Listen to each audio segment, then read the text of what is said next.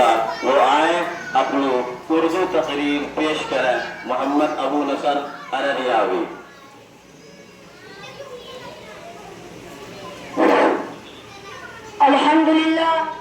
الحمد لله وكفى وسلام على عباده الذين اصطفى. أما بعد فأعوذ بالله من الشيطان الرجيم.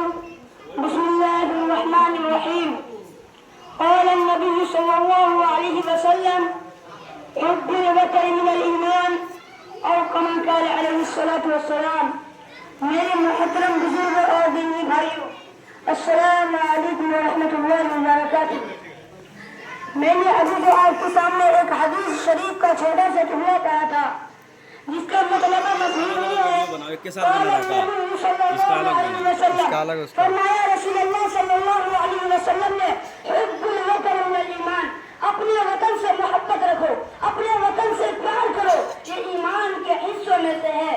ہندوستان کی آزادی کی سالگرہ یعنی آزاد ہندوستان کی تاریخ میں دو دن یاد والی حیثیت اور قومی اہمیت رکھتی ہے. ایک تو 15 اگست اور دوسرا 26 جنوری.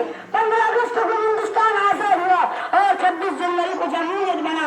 آج 15 اگست ہندوستان کی آزادی کی سالگرہ. 15 اگست 1947 کو سرزمین ہند پر نئی سورج طلوع ہوا جو کہ آج طلوع ہوا ہے. لیکن اس وقت کی سورج لیکن نے ایک نئی صبح کا پیغام لائی تھی جس کے ظہور سے غلامی کی رات کا اندھیرا ختم ہوا جو آج سے 900 سے طویل مدت پر محیط تھا. اسی رات تہذیب کے خلساختہ گوڑے کے کتابوں کو ہم نے پور سے معصوم شہزادے کا خون پیتے دیکھا. اسی